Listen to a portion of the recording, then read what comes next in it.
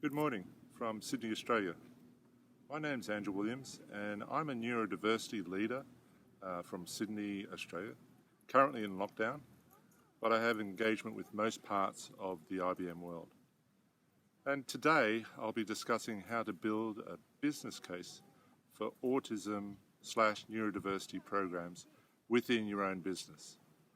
This short talk is really based on my own experience in driving forth neurodivergent engagement within IBM, the challenges and outcomes that have been achieved. I'll be going through those as well. About 6 years ago, I was introduced to Thorkel Son from Specialisterne while he was visiting us in Sydney, Australia. And he lit in me a passion to change the status quo within IBM to not only promote diversity, which we have always championed within IBM, but to drive neurodiversity engagement across the whole of IBM globally. But at that time, I knew very little about autism or neurodiversity, apart from the impact it was having on family and workmates. So I started doing some research and reached out to like-minded associates within IBM. So why would businesses like IBM engage neurodiverse talent?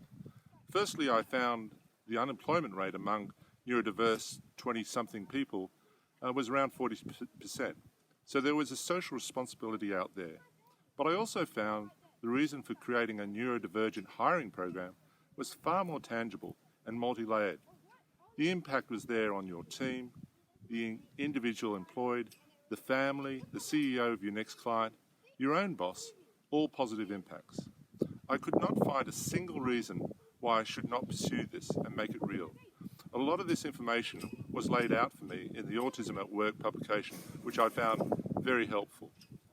When I started connecting with local delivery centres in IBM, I also discovered a strong connection between hiring neurodiverse employees and strong retention outcomes, which is always a challenge for delivery centres. All I had to do now was convince the rest of IBM that this was a great business idea. The first step was creating a brand for the program and a wiki within IBM around neurodiversity employment and connecting with the global team members with similar objectives, like Paul Austin, who I discovered in North America. We immediately decided to partner with Specialisterne, set up a global services agreement with them and proceed. Before long, we had created a small business case to launch our first pilot in IBM Lansing in Michigan, with key leads Laurie Brickley and Shalini Pawar providing core support. Critical to this was accessing seeding funds from within IBM for this program, enough to engage Specialisterne for the pilot. The rest of the effort was provided by the Lansing Delivery Centre team, who were very enthusiastic about the engagement and its outcomes. Before long, we had hired 6 full-time employees working as IBMers in Lansing, all enthusiastic and within a short time period engaged on client engagements. We were up and running. Lansing was key. If it was successful, it would form the basis for a large business case for IBM engaging a global program. And it was. It received positive press, and a short documentary was created to promote the outcome at Think 2019, an IBM conference. Soon after, IBM Australia initiated a similar pilot in Ballarat with another 10 IBMers hired, with the assistance of Belinda Sheehan and Steve Davies. This was self-funded by the Australia-based team, and it was based on the success of Lansing. Brazil also started this time about 3 years ago coming on board, all teaming globally with like-minded leaders within our organisation. So beyond the global plan, IBM currently has neurodiversity deployments in a current of sites, and I'll go through these. Brazil is expanding its hiring based beyond the existing 12 headcount it already has, with more planned in Sao Paulo. Halifax and Markham in Canada, with approximately 4 hires, has planned to hire another 5 in 2020.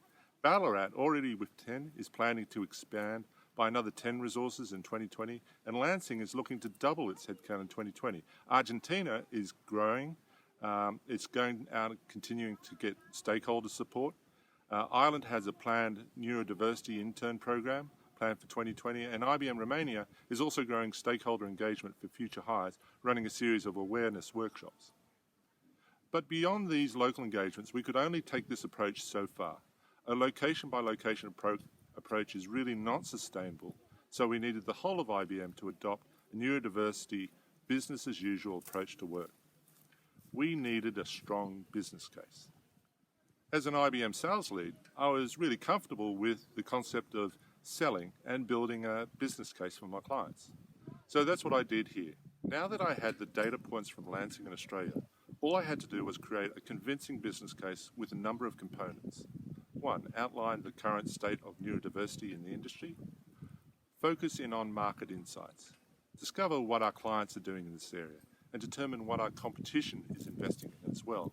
Very important for IBM to understand. And then the business case, really outlining the cost and value of the neurodiversity program within our organisation. We had to detail the costs of the program based on the prior engagements, and I was able to also flesh out the program at multiple sites. If I was to make this business as usual, what was the investment required for the hiring, the education, the location adjustment, and the governance processes? I needed to map out a plan which would span across 2 years. I had to define the benefits that were key. What were the direct benefits of the program? The potential annual signings and increased revenue, and indirect benefits as well. What's the improved retention, the morale boost for employees? What are the productivity improvements and brand improvements? I took note of all of these within the business case.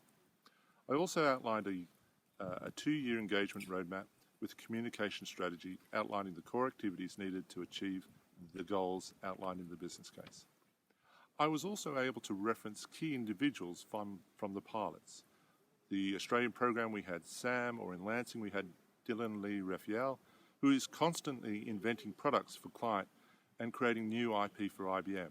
A great example of the value of neurodivergent talent. So when developing the pilots at a local level, the engagement path was relatively simple. You had to get your manager on board, someone who would always have your back in difficult times. You had to gain some executive sponsorship, someone who will always support this financially. Identify a passionate leader at the site you want to integrate this solution with. And most importantly, engage the human resources and the procurement lead. Now, to get endorsement for a larger program, for the global business case, I could not go small on this. I had to pitch at a senior level within IBM for a multi-site, multi-year approach demonstrating a significant benefit, low-risk approach, and a solid engagement model that had been thought through. In my case, I travelled to IBM Armonk to have a face-to-face discussion with the senior neurodiversity lead within IBM at my own expense. It was that important.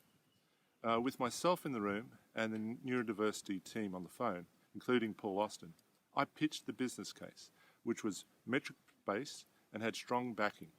Within 45 minutes I completed, and it was based on the existing pilots and a very firm vision mapping out the engagement levels for the next 2 years. The leader clearly understood our passion and the business perspective of our pitch. After this meeting, we had buy-in. The executive sponsor then engaged our global talent team to make the vision real and deploy, initially in North America and then expanding onto multiple locations. My role now is to provide advice, guidance to the global talent team and executives as they proceed on the larger global neurodiversity sites. It's all very exciting. So, a few tips going forward. Ensure you offer full-time contracts for any new employees as opposed to contract roles. Very important. And once employed, the employees were subject to the same management processes as other employees and are expected to perform at those levels as well. I think that's very normal. Create a list of roles best suited to neurodivergent employees and ensure that there is sufficient support from existing employees and managers and that they've had suitable education. Make sure your business case is centered on the financial cost and benefits of the engagement. I found that within my company, I got the best response based on that approach. So my main recommendation going forward is to visualize a realistic end-to-end roadmap for your company. Find like-minded, passionate individuals and share your vision.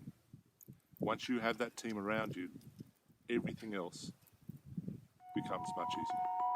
Thank you for your time.